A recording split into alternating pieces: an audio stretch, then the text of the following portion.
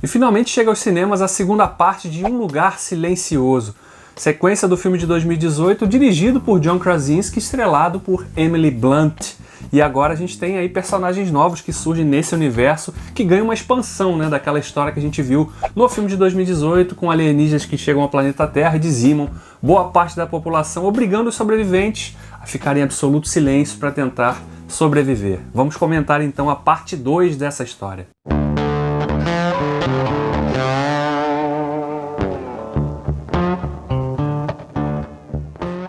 E a parte 2 de Um Lugar Silencioso começa, né, com um flashback mostrando o dia, né, em que tudo aconteceu, quando os alienígenas chegaram à Terra e o caos se instalou. Então a gente tem ali a volta do Krasinski, né, fazendo essa participação, já que o personagem dele morreu no filme anterior, né, pra quem não assistiu. E você tomou um spoiler se você não viu o primeiro filme. Mas se você não viu o primeiro filme, não tinha nem que estar aqui vendo o segundo, né? Tem isso também, né? Azar o seu.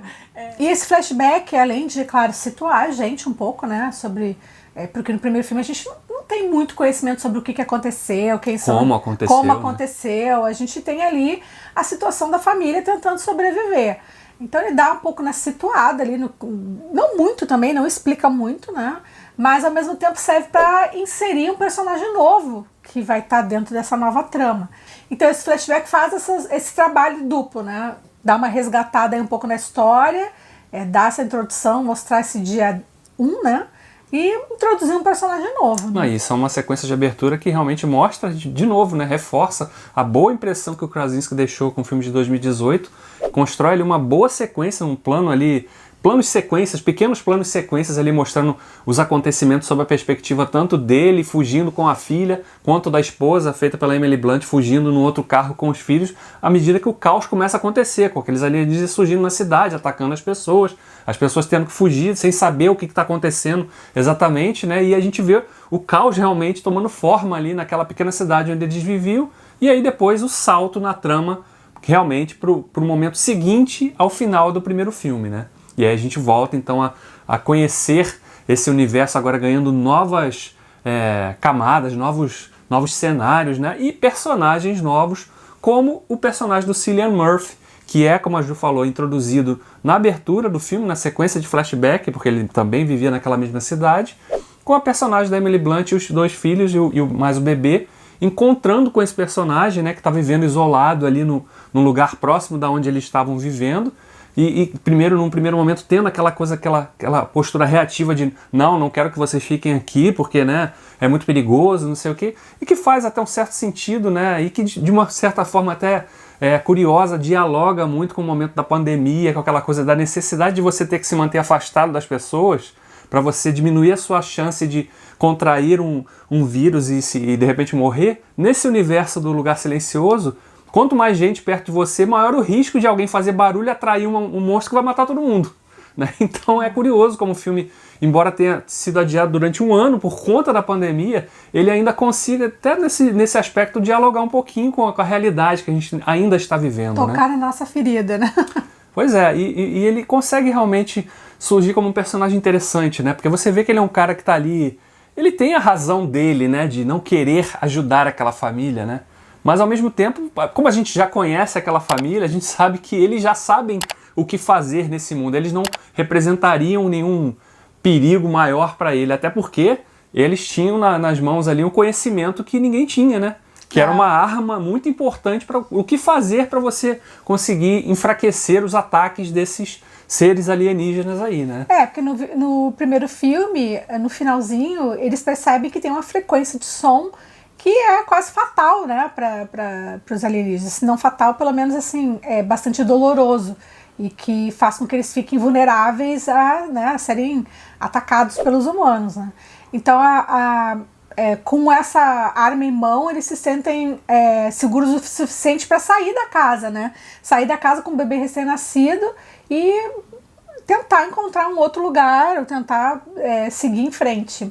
E o que muda um pouco nessa história é que aqui, se no outro eles estavam apenas tentando sobreviver, aqui eles estão tentando, pelo menos a personagem da filha, né, pelo menos ela está tentando encontrar uma solução, um futuro, um paraíso na Terra, né? Ou uma forma também de mostrar para outras pessoas, olha, a gente tem uma maneira de realmente resistir a esses atacantes alienígenas, porque se a gente usar isso, a gente os enfraquece e consegue matar eles, inclusive, né? E ela, por conta de uma transmissão de uma música, ela consegue chegar, né, inferir que existe uma ilha, um lugar onde as pessoas estão vivendo isoladas e em segurança. E ninguém acredita nela, ela acredita nas anotações que o pai deixou, né? Então existia no primeiro filme um pequeno conflito dela com o pai por conta da morte de um dos irmãos, mas que ela percebe que não era nada aquilo que ela imaginava quando ela consegue entrar no laboratório e ver o esforço do pai em tentar fazer com que ela pudesse ter um aparelho, pudesse ouvir, até para a segurança dela, né? Sobrevivência dela. E ela meio que tem essa conexão com o pai, entende o que ele estava procurando, né? E ela sai em busca sozinha. E aí a gente entra numa parte importante desse filme, aí as crianças merdeiras, né? Criança fazendo merda, óbvio, né, gente? É irritante, você pensa, porra, mas criança faz merda, gente. Se a gente for comparar essa segunda parte com a primeira, dá pra dizer, sem sombra de dúvida, que a primeira é muito mais envolvente, né? Ela funciona melhor num todo, né? Porque aqui, quando o filme começa a se desenvolver e esses outros personagens vão surgindo, né? Eles chegam então nesse outro lugar onde as pessoas descobriram uma forma de sobreviver e ter uma vida aparentemente normal ali, como se esse pessoal estivesse chegando lá na Nova Zelândia hoje, lá onde as pessoas já estão com a vida normal, sabe? E o resto do mundo ainda tá ali tentando descobrir uma forma de sobreviver. É isso que acontece no filme. Eles chegam lá nesse lugar, descobrem então que, pô, além dos alienígenas não terem conseguido chegar lá porque eles não sabem nadar, eles têm uma audição fenomenal, mas eles não sabem, eles não enxergam e não sabem nadar. Então, se você está numa ilha, você está salvo, né? E eles estão vivendo uma vida normal ali. E aí eles descobrem que nessa ilha tem uma antena de transmissão de rádio ali que pode ser, claro, usada para espalhar a mensagem de que existe uma forma de resistir a esses atacantes, a esses invasores. E eu tenho essa ferramenta aqui que foi descoberta pelo meu pai, que já não está mais entre nós, né? E ao mesmo tempo a gente está vendo a relação dela com o personagem do Cillian Murphy, porque, né, ele perdeu a família também, né, ao longo desse processo todo, então ele ele tem aquele primeiro momento de resistência de ajudar essas pessoas, porque ele também tem o trauma de ter perdido os seus, né? Então ele, de repente, pode estar pensando, pô, mas aí eu vou provocar a morte de outras pessoas, ou essas pessoas vão provocar a minha morte. Tem todo esse conflito que o filme também vai se debruçando aos poucos, assim, ao longo de 1h30 mais ou menos também, que é mais ou menos a mesma duração do primeiro filme, que é um aspecto muito positivo, né? Não é a história flui.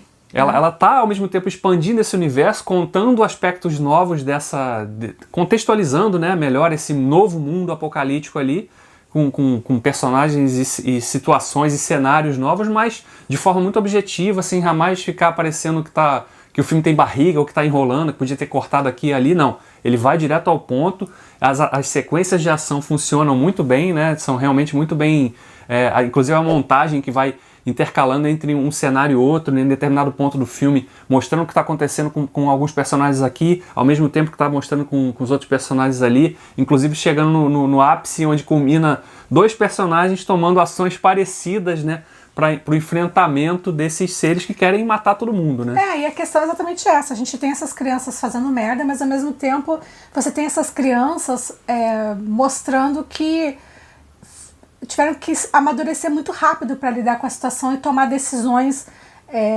graves e importantes de sobrevivência, né? O que também é um outro aspecto legal, né? Porque são personagens que começam e terminam o filme de formas diferentes, né? Esses personagens cresceram, eles amadureceram, aprenderam coisas novas, não só sobre esse mundo que eles vivem, mas sobre si mesmos, né? A como encarar certos medos, né? Certas aflições que eles tinham ali também. Principalmente o menino, né? A questão da coragem. Exatamente. Ele sempre foi muito medroso, né? Em todas as cenas em que ele está envolvido em perigo, e a gente vê ali a redenção dele e da menina, né? De terem que superar os medos, encerrar ali a infância deles, né, com atitudes de coragem e de desprendimento, né. Então eu acho que o filme é interessante por isso, porque ele continua falando sobre a questão dessa família, né, dessas relações entre eles e deles mesmos, né, como pessoas crescendo, e a gente tem esse cenário um pouco mais amplo do mundo, mas para mim é um filme intermediário no sentido de que ele não encerra a história. Pode encerrar? Pode. É o ele- tipo de final que você pode, a partir do final ali, imaginar que aconteceu tal coisa no mundo depois. Sim. Mas, ao mesmo tempo, ele pode introduzir um terceiro filme que vai contar como se dá, né, o desdobramento Dessa descoberta dessa frequência que vulnerabiliza os alienígenas. Então, assim, ele pode ser um filme intermediário, porque eu acho até que ele não é um filme que encerra com, né, com assim, Ele tem um momento catártico no final dele, mas ao mesmo tempo ele te deixa a sensação de que, olha, tem uma porta aberta aqui para que a gente pode contar mais coisas desse universo, expandir mais essas ideias. ele não evoluiu tanto assim a ponto da gente poder dizer assim, esse filme, beleza, acabou aqui, entendeu? Se a gente pensar que pode ter um terceiro filme, ok. Agora, se ele terminar no segundo, eu acho que ficou faltando sim um pouco mais de...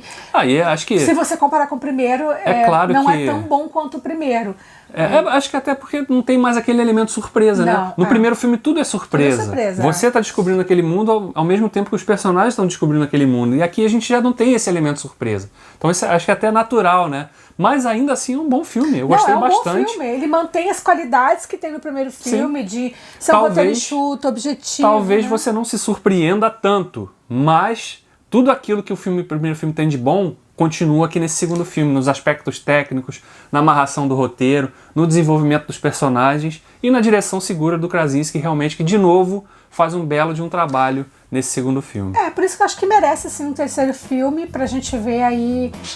Porque a gente sempre, quando assiste esses filmes, pensa, ok, qual é o propósito da pessoa sobreviver num mundo dessa maneira? Pra que sofrer? Né? Pra que ficar sofrendo ali, vivendo daquele jeito, com medo, né?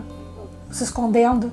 Então o propósito é tentar lutar, tentar resistir, tentar, né, reconquistar o planeta, tentar expulsar o inimigo. Eu acho que a natureza da gente seria essa, não se conformar como eles parecem conformados, né?